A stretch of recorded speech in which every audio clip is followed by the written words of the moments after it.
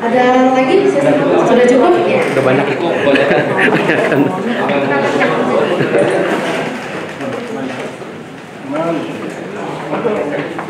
Ya.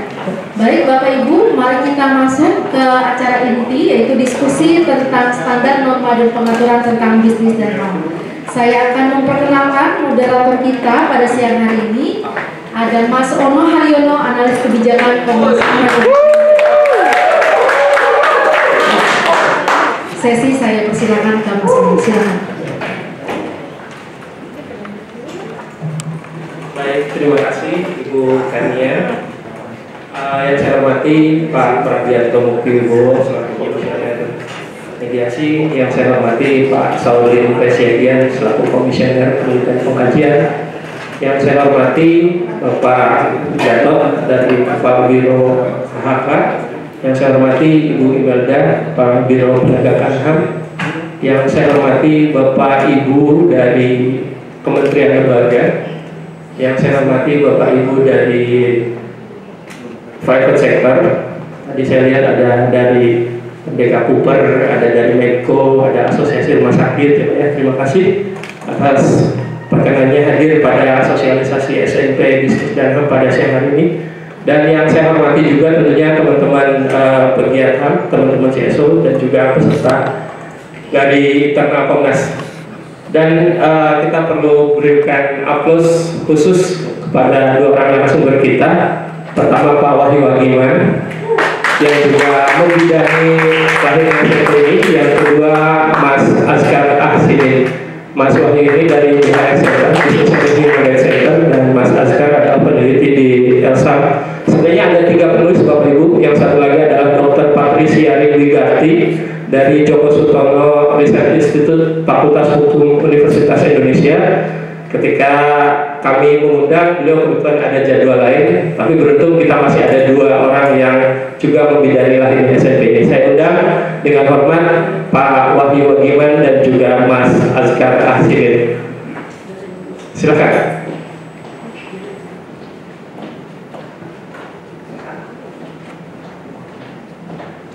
Bapak Ibu yang saya hormati, jadi SNP ini sudah berproses cukup lama. Kita tahu bahwa Komnas HAM sejak awal, bahwa sejak 2007 kami sudah mengeluarkan semacam kajian berupa rencana aksi nasional tentang bisnis dan HAM, yang kemudian kalau Bapak Ibu baca di Perpres 60 2023 tentang Starnas, itu kemudian dikutip ya dalam Perpres tersebut bahwa yang melatar belakangi lahirnya Perpres itu salah satunya adalah hasil kajian yang kami lakukan di Komnas. Kemudian pada milestone berikutnya kami juga melihat bahwa perlu adanya semacam panduan yang lebih operasional, maka kemudian kami di Komnas HAM itu menyusun SNP. SNP itu adalah standar norma dan pengaturan. Tadi sebagaimana disebutkan oleh Pak Saulin maupun Pak Prabianto, SNP merupakan tafsir atas sebuah norma yang aspek legalitasnya belum ada efektif ada. Jadi seperti apa kemudian bagaimana bisnis beroperasi dan lain sebagainya, itu yang kemudian kami coba masukkan ke dalam SNP tersebut. Jadi kita tadi disampaikan sudah ada 13, dan ini adalah standar norma pengaturan yang ke-13 tentang bisnis dan HAM. Yang sedang on proses itu ada 2 Pak, yaitu SNP hak atas pekerjaan yang layak, kemudian SNP masyarakat ada. Jadi 2 yang sedang berproses, yang 13 yang sudah disahkan oleh paripurna. Beberapa SNP memang cukup familiar, dikutip tadi juga disampaikan oleh para komisioner bahwa misalkan SNP hak memperoleh keadilan itu banyak dikutip oleh majelis-majelis hakim ketika mereka memutuskan dalam sebuah perkara.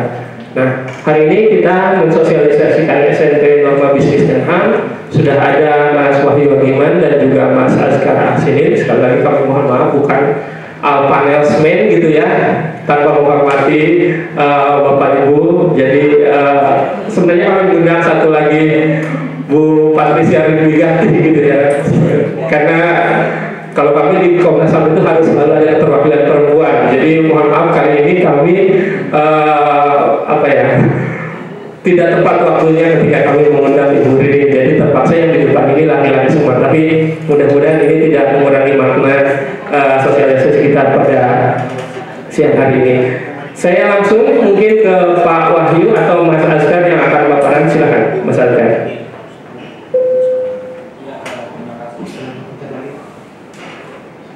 Assalamualaikum warahmatullahi wabarakatuh. Bismillahirrahmanirrahim. Terima kasih atas undangannya dari perusahaan juga Pak Pram dan Sorry yang selalu mendampingi kami selama penyusunan SNP ini. Ya, nanti saya akan lebih banyak bicara konteks dan nanti Pak Wahyu akan membahas mengenai substansi dari SNP ini. Ya, saya sih nanti akan membahas mengenai bagaimana perkembangan penormaan ya bisnis masuk dalam konteks global ya, sehingga kita penting meletakkan SMP ini ke arah. Terima kasih. Selanjutnya, ya mengapa Komnas HAM membentuk atau meluncurkan SMP Bisnis tidak terlepas dari peran Komnas HAM ya sebagai lembaga intermediary. Dia memiliki potensi sebagai penghubung yang mengintegrasikan antara sistem internasional dengan ranah nasional. Artinya Komnas bisa memiliki kewenangan untuk memberikan penerjemahan sesuai dengan konteks lokal. Dan posisi unik lagi bahwa Komnas HAM selalu berada di antara tokoh negara dan aktor non negara, sehingga lebih mudah ya bagi Komnas HAM untuk menjangkau seluruh aktor yang terlibat di dalam penormaan bisnis asli manusia. Terus coba ya, menjadi perantara memang menjadi salah satu fungsi yang penting ya, karena dia menjembatani adalah tata kelola asli manusia internasional dan tata kelola asli manusia di tingkat lokal. Dan ini tentu saja akan memiliki keleluasan ya bagi Komnas HAM agar bisa menjangkau baik korporasi, masyarakat sipil termasuk pemerintah, karena memang mandatnya memiliki sifat yang unik. Terus ya yang lain juga Komnas HAM memiliki netralitas sebagai institusi ya, sehingga tadi bisa saya sampaikan dia bisa menjangkau beragam aktor multi pemangku kepentingan ya. Dalam konteks ini adalah pemerintah dan korporasi. Komnas HAM berbeda dengan masyarakat sipil ya, yang biasanya kami menggunakan metode kampanye ya, sehingga Komnas HAM bisa lebih fleksibel ya dalam menjangkau korporasi maupun negara yang dalam konteks ini adalah mewujud sebuah kebijakan. Terus ya ini gambaran sederhananya bagaimana Komnas HAM dalam posisi uniknya bisa menjangkau ketika aktor adalah tata kelola bisnis manusia, ada pemerintah, ada korporasi dan masyarakat sipil. Dalam inilah saya rasa kami rasa SMP Bisnis baik dalam konteks bagaimana pemaknaan isu ini oleh Komnas HAM dalam konteks lokal. Terus ya ini mengapa Komnas HAM mengeluarkan SMP, karena memang ini merupakan bagian dari implementasi dari UNIPIS ya, sehingga Komnas HAM bisa membantu kita semua agar bisa mengkontekskan isu bisnis Indonesia dalam konteks konteks lokal. Terus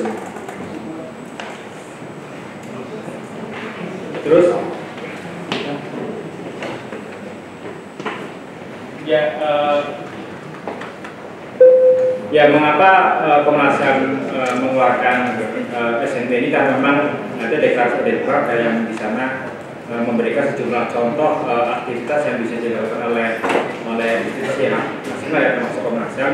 Misalnya dia bisa terlibat bersama pemerintah, kemudian mengadvokasikan dan memberikan nasihat kepada pemerintah. Yang penting adalah memberikan panduan kepada perusahaan untuk mengintegrasikan HAM dalam konteks bisnis. Jadi memang ini menjadi relevan ya, mengapa Komnas HAM sekarang mulai aktif ya, sejak 2017 ya, mencoba untuk menormalkan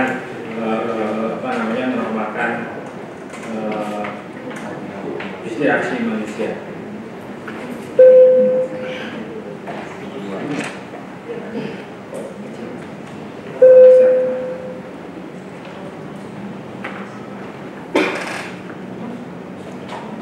Ya ini juga sebenarnya di sisi panduan PBB juga sebenarnya sudah ada bagaimana 3 peran yang bisa dilakukan oleh Komnas HAM. Pertama, memasuk negara ini juga menjadi mandat Komnas ya, HAM ya. Kemudian memberikan panduan dan nasihat mengenai HAM kepada perusahaan dan aktor negara lainnya. Artinya kita sebagai masyarakat ini bisa terlibat di dalam pemaknaan bisnis dan aksi manusia. Kemudian tentu saja ini juga salah satu mandat yang penting ya, bagaimana menerapkan peluang pemanfaatan mekanisme pengaduan pemulihan non judisial dari berbasis negara.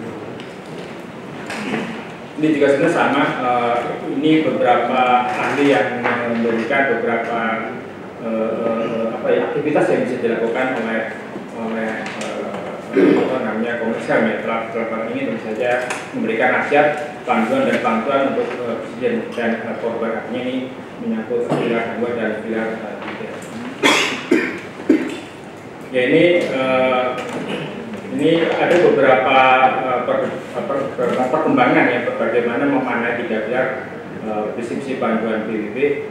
Biasanya kalau kita melihat ada 3 pilar yang sejajar ya, tapi ini menurut beberapa ahli kurang tepat karena tidak menunjukkan dinamika.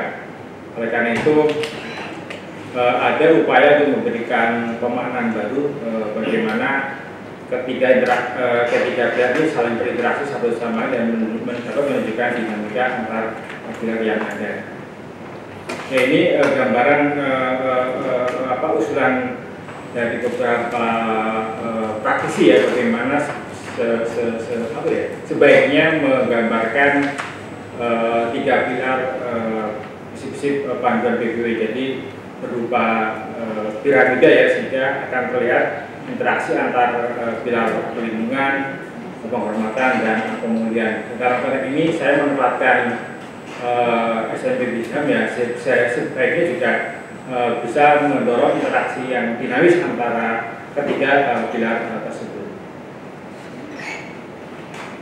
Ya, ini sebenarnya juga pemaknaannya sama, bagaimana impact menjadi salah satu tujuan utama ya dari seluruh aktivitas yang kita geluti, bagaimana penormaan itu bisa memiliki dampak yang positif ya, terhadap isu hak manusia.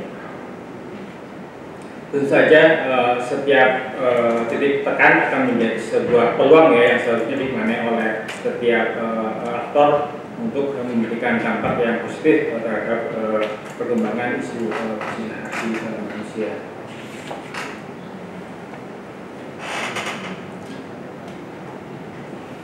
Ya, ini bagaimana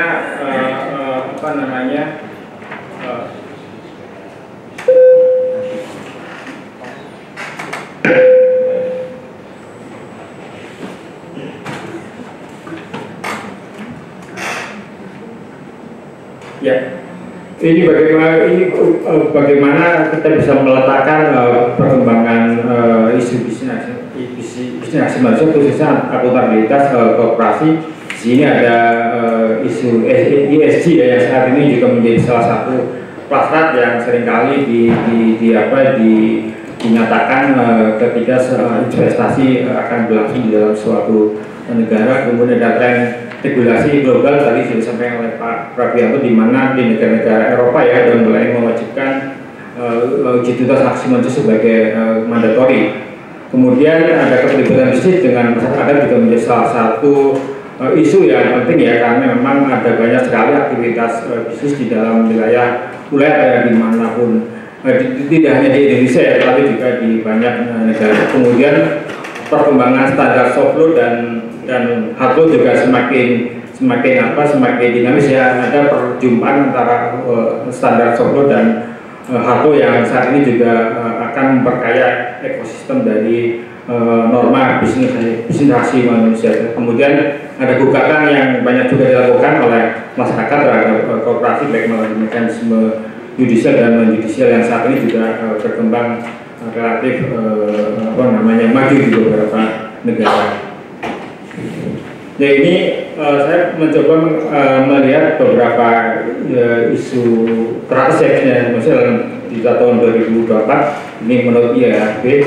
Ada isu pertanian, ada isu pabrik, bagaimana kemitraan antara buruh dengan pekerja ya, karena ada perkembangan teknologi, ada teknologi AI ya, atau robot yang mulai menggantikan tenaga kerja. Kemudian ada isu di perkantoran bagaimana fleksibilitas jam kerja menjadi salah satu tuntutan, dan juga kesejahteraan. Ada isu online bagaimana menyeimbangkan kebebasan berekspresi di ranah online dengan kasus-kasus ujaran kebencian dan disinformasi. Kemudian isu pertambangan juga menjadi salah satu isu teratas ya di dalam tahun 2024. Ada isu lautan, ini juga menjadi penting bagaimana lautan menjadi salah satu isu yang mengemuka ya, karena di sana seringkali ada beberapa peristiwa pelanggaran HAM yang seringkali juga jurisdiksi Indonesia, sehingga akan melibatkan banyak negara yang harus terlibat di dalam penanganan kasus tersebut. Kemudian dari luar angkasa kita juga saat ini melihat bagaimana SpaceX ya mengembangkan teknologi yang sedemikian cepat, bahkan sudah merambah di Mars ya, sehingga ini juga akan berimplikasi kepada kita semua. Kemudian kota, bagaimana kota membangun infrastruktur perkotaan yang semakin cerdas, hijau, inklusif, dan adil, ini juga menjadi salah satu isu. Dan kalau Indonesia, IKN bisa kita menjadi salah satu contoh ya bagaimana apakah pembangunan tersebut menghormati HAM atau tidak. Kemudian isu perbatasan ini juga menjadi penting bagaimana isu imigran ya, berburu imigran tertangani dengan baik, karena ada beberapa yang mereka juga bekerja di beberapa sektor. Kemudian isu budaya juga menjadi salah satu isu yang tetap menjadi masalah ya di dalam perkembangan isu bisnis manusia. Kemudian kalau kita lihat di tahun 2025 juga IHRB juga mengidentifikasi 10 isu yang seringkali juga relevan ya dengan kita. Ada masalah energi terbarukan, kemudian pendanaan pendanaan yang memicu konflik. Kita bisa dikonteskan dengan isu Papua ya, bagaimana investasi di Papua harus juga responsif terhadap atau sensitif terhadap konflik. Kemudian risiko kecerdasan artifisial atau teknologi artifisial ya, itu juga menjadi salah satu isu yang mungkin akan semakin berkembang di tahun-tahun mendatang. Kemudian ada bahaya pengiriman melalui lautan, tadi ada isu-isu pekerja di lautan yang harus kita respon dan seringkali berada di luar jurisdiksi Indonesia. Kemudian membangun kembali negara-negara yang dilanda perang. Ini kita lihat ada negara-negara di Ukraina, kemudian di Palestina, dan kemarin kita juga lihat ya bagaimana Presiden kita juga menyatakan keterlibatan di dalam konflik Cina Selatan, sehingga ini juga mungkin akan berpengaruh kepada Indonesia ke depan. Kemudian ada mematuhi hukum humaniter. Ini apabila perusahaan bekerja di area konflik, ini juga relevan dengan isu di Papua. Kemudian menerapkan langkah-langkah wajib identitas ini juga menjadi global. Ini di Eropa, kemudian di Jepang juga mulai ada pengaturan soal identitas ya dalam konteks rantai pasok. Kemudian migrasi ini juga masih menjadi isu yang relevan. Kemudian memajukan keberagaman di tempat kerja juga menjadi sangat relevan, bagaimana isu-isu minoritas ya di dalam konteks tempat bekerja. Kemudian aksi iklim juga menjadi salah satu isu yang tetap berkembang ya di tahun-tahun mendatang. Ya, tentu saja kalau kita tadi Pak Saurin dan Pak Prabianto meletakkan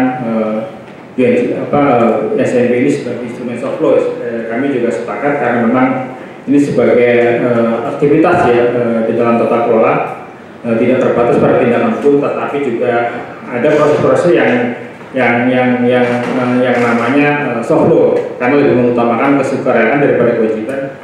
Kemudian kerjasama warga negara daripada keputusan sepihak ya. Ini artinya SNB dibangun berdasarkan perjumpaan kami dengan banyak aktor, termasuk masyarakat sipil dan korporasi.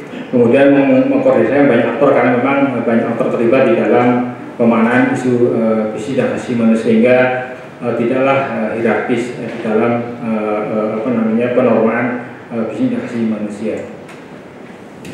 Ya, ini tentu saja ada harapan yang kami impikan ya. SNB ini bisa mengubah perilaku ya, karena memang ada norma-norma yang bisa dijadikan rujukan bagi korporasi maupun pemerintah dan masyarakat sipil ya, ketika menjumpai isu-isu mengenai bisnis hak asasi manusia. Tadi saya sampaikan memang tadi disampaikan oleh Pak Prof dan Bang Sel, memang ini tergantung penerimaan dari pihak yang memaknai SNP ini, apakah akan diterima atau tidak, tentu saja bergantung pada subjek ya, yang subjek norma yang ada di dalam SNP ini, khususnya pemerintah, korporasi dan masyarakat sipil dalam memaknai isu bisnis hak asasi manusia. Ya, ini tentu saja sebenarnya soft law juga bisa bertransformasi menjadi hard law ya, apabila memang para pihak misalnya mengintegrasikan di dalam kontrak misalnya, dan SNP dijadikan salah satu rujukan di dalam menyusun kontrak, atau juga melalui peraturan undang-undangan ya untuk memaknai HAM dalam konteks bisnis, atau juga melalui putusan akhir. Tadi disampaikan oleh Pak Solim, banyak SNP yang dikeluarkan oleh Komnas HAM dirujuk ya, ketika misalnya memutuskan suatu perkaranya, ini bisa menjadi sebuah norma yang mengikat bagi ketika memang diputuskan oleh negara ataupun oleh peradilan. Atau juga memang untuk memperkuat hukum kebiasaan yang ada, ini juga bisa menjadi salah satu penguatan bagaimana soft law menjadi hard law, apalagi kalau misalnya di bisnis ada lex migratoria ya, kebiasaan yang dirujuk oleh bisnis ini juga menjadi satu transformasi soft law menjadi hard law. Ya, ini ekosistem yang coba kami identifikasi bagaimana bisnis hak asasi manusia diatur dalam norma-norma di Indonesia. Ada Permen KKP soal sertifikasi HAM, ada Perkom Komnas HAM tahun 2017 ya, bagaimana kita awali sudah menyusun sebuah kertas kerja ya, termasuk pengaturannya ya, di dalam Perkom. Kemudian ada Permen KKP 2017 mengenai mekanisme sertifikasi HAM, ini diturunkan oleh Mas Bahtiar ada di depan kita. Kemudian ada Perpres tahun 2008 tentang perubahan Perpres 2025 ya, ini juga ada dua aksi kalau nggak salah yang menyangkut isu bisnis hak asasi manusia. Kemudian ada Perpres 21 tentang HAM, kemudian ada Perpres 23 ini yang terbaru standar bisnis hak asasi manusia, dan SNP ini melengkapi seluruh ekosistem yang ada ya tentang pemaknaan atau penormaan bisnis hak asasi manusia. Ya, kalau dalam konsepsi memang ada yang disebut dengan galaksi norma bisnis hak asasi manusia, karena ini mencoba untuk mengkombinasikan instrumen hard law maupun soft law ya dalam sebuah ekosistem penormaan. Artinya memang kalau kita letakkan tentu saja SNP ini menjadi salah satu bagian dari galaksi norma bisnis hak asasi manusia ya. Artinya memang ini menjadi salah satu upaya dari Komnas HAM untuk memberikan tafsir ya soal bagaimana bisnis seharusnya menghormati hak asasi manusia. Ini adalah gambar sederhana bagaimana kita meletakkan SNP sebagai salah satu norma ya di dalam galaksi norm, dan tentu saja SNP ini bisa menarik para pihak yang ingin menggunakan di dalam aktivitas mereka. Ya, terima kasih, itu saja dari saya dan dilanjutkan oleh Pak Wahyu. Baik, terima kasih Mas Askar sudah menyampaikan paparannya. Karena waktu mungkin saya tidak meng-highlight, langsung saja saya ke Pak Wahyu. Silakan Pak Wahyu.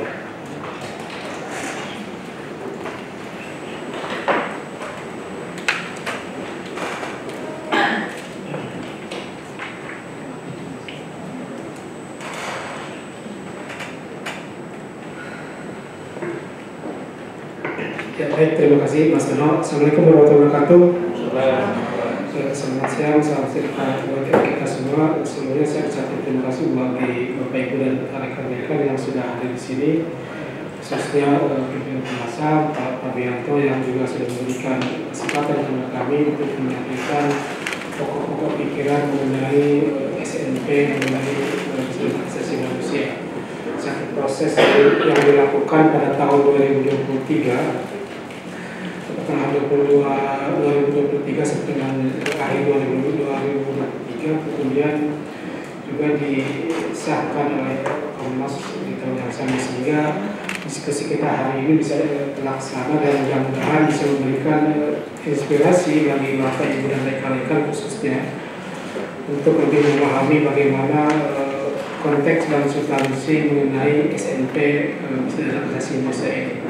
Sayangnya memang tadi disampaikan oleh Mas Tomo, memang Bu Ririn ya, Bu Ririn sebagai salah satu anggota tim penyusun tidak bisa menghadiri acara hari ini, sehingga memang kami berdua yang mewakili beliau untuk menyampaikan kira-kira pokok pikiran apa yang terkandung di dalam SNP nomor 13 tahun 2023. Bapak Ibu dan rekan-rekan, memang ada dua hal yang mungkin akan disampaikan dalam diskusi kali ini. Pertama berkaitan dengan bagaimana outline dari SNP dan hak asasi manusia. Yang kedua, bagaimana isi-isi pokok dari SNP yang tadi disampaikan Pak Saulin, jumlah paragrafnya itu lebih banyak daripada UNGPIS. UNGPIS itu ada 31 paragraf dengan beberapa komentar. Di setiap paragraf ada komentar-komentar, dan ini mungkin bisa menjadikan salah satu tafsir atas UNGP yang memang kami rancang, kita diskusikan agar UNGP ini bisa diimplementasikan, disesuaikan dalam konteks Indonesia. Bapak Ibu dan rekan-rekan, dari secara umum memang ada 10 bab yang diatur atau yang diterangkan dalam SNP dan hak asasi manusia ini. Ini menjadi salah satu kerangka pokok dari pokok pikiran mengenai bagaimana isu-isu dan hak asasi manusia bisa diimplementasikan di Indonesia. Ke-10 bab yang terdapat dalam buku ya Bapak Ibu dan rekan-rekan pegang ini pertama berkaitan dengan pendahuluan, kemudian berkaitan dengan kedudukan Komnas HAM, bagaimana kerangka konseptual, prinsip-prinsip dan kerangka hukum bisnis dan hak asasi manusia. Tadi sudah sampaikan sebagian besar di slide terakhirnya Mas Asgar. Kemudian juga ada pilar 1 mengenai kewajiban negara untuk menghormati atau untuk melindungi hak asasi manusia. Ada pilar kedua mengenai tanggung jawab perusahaan untuk menghormati hak asasi manusia. Pilar ketiga mengenai akses terhadap pemulihan. Pilar ke-1, pilar kedua, pilar ketiga tadi sudah disipir sebagian besar oleh Pak Fabianto dan juga Pak Saulin. Kemudian juga ada bagaimana ada inisiatif multi pemangku kepentingan.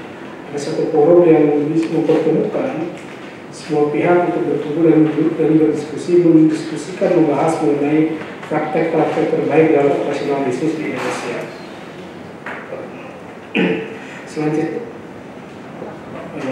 Selanjutnya ada kelompok rentan terdampak. Jadi ada beberapa irisan juga dengan rencana aksi nasional hak asasi manusia 2021-2025 yang sebagian besar isinya berkaitan dengan atau beririsan dengan isu kelompok rentan yang terdampak operasional bisnis. Bab 9 itu berkaitan dengan isu-isu kontemporer dan juga terakhir ada kewenangan Komnas HAM. Ini outline secara umum, secara garis besar dari SNP bisnis dan hak asasi manusia ini.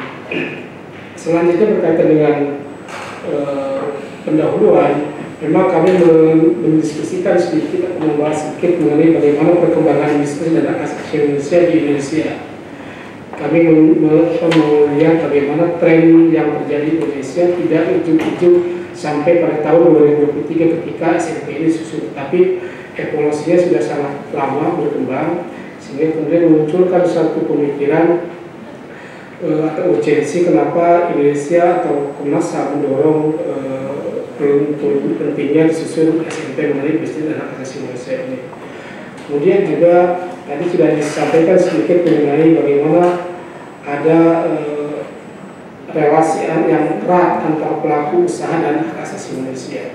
Bagaimana semua hal yang disampaikan oleh Mas Askar terkait dengan perkembangan tren bisnis di tahun 2024 dan 2025 itu semuanya beririsan dengan isu-isu hak asasi manusia, isu pertambangan, kelautan, pertanian, perkebunan, perkotaan, lautan, luar angkasa, semuanya akan berdampak pada hak asasi manusia. Ini kami setir juga disampaikan dalam bagian pendahuluan di dalam SMP ini. Termasuk juga bagaimana paradigma baru bisnis hak asasi manusia. Sebelum 2011, sebelum UNGP disahkan oleh Dewan Hak Asasi Manusia PBB, hanya ada satu pemangku tanggung jawab utama terhadap hak asasi manusia, negara menjadi satu-satunya pemangku kepentingan terhadap hak asasi manusia. Kemudian pasca 2011 setelah disahkannya UNGP, korporasi menjadi salah satu aktor yang dinyatakan sebagai salah satu pemangku atau aktor yang juga memiliki tanggung jawab terhadap hak asasi manusia, khususnya tanggung jawab untuk menghormati hak asasi manusia. Ini yang juga menjadi salah satu perkembangan terbaru yang kami adopsi, kami sampaikan di dalam bagian pendahuluan dari SMP hak asasi manusia. Selanjutnya berkaitan dengan bagaimana Komnas HAM sampai memiliki ide, sampai memiliki mandat untuk menyusun SMP ini. Tadi Pak Pagianto, Mas Bono juga Mas A sudah menyampaikan ada kerangka hukum yang mendasari yang melatar belakangi kenapa Komnas HAM menyusun SMP ini. Terlepas dari mengikat tingkat jangkauan ataupun kemengikatan dari SMP ini, ada dasar yang kuat yang dimiliki oleh Komnas HAM, ada mandat yang sangat jelas dalam Undang-Undang Nomor 39 Tahun 1999 tentang hak asasi manusia, khususnya pasal 75, 76, dan 89. Semuanya berkaitan dengan tugas dan tanggung jawab Komnas HAM, semuanya berkaitan dengan kewenangan Komnas HAM, mandat dan fungsi Komnas HAM. Sehingga Komnas HAM berinisiatif untuk menyusun SMP ini. Salah satu dasar yang kemudian menjadi pemikiran untuk mengembangkan SMP ini, Komnas HAM bisa ditafsirkan, bisa dimaknai sebagai salah satu lembaga yang memiliki tanggung jawab untuk memberikan makna, memaknai isu-isu terkini mengenai hak asasi manusia, juga berwenang untuk menafsirkan kira-kira instrumen asasi manusia global, bagaimana itu bisa diterapkan dalam konteks Indonesia. Nah, itu menjadi salah satu mandat atau kewenangan Komnas HAM ketika menyusun SMP ini. Yang kemudian dengan mandat dan fungsi tersebut, Komnas HAM memang kalau kita lihat di pasal 75 dan 89 itu salah satu mandat utama Komnas HAM itu adalah untuk mengembangkan kondisi yang kondusif dalam proses kemajuan dan perlindungan hak asasi manusia di Indonesia. Jadi proses yang dilakukan hari ini itu mudah-mudahan ke depan akan berkontribusi di dalam mengembangkan situasi hak asasi manusia yang kondusif. Jadi di 5 tahun ke depan di era pemerintahan yang baru ini, mudah-mudahan hak asasi manusia melalui kontribusi Komnas HAM dan juga kementerian lembaga yang lain, pemerintahan secara umum, Bapak Ibu dan rekan-rekan yang ada di sini itu bisa meningkat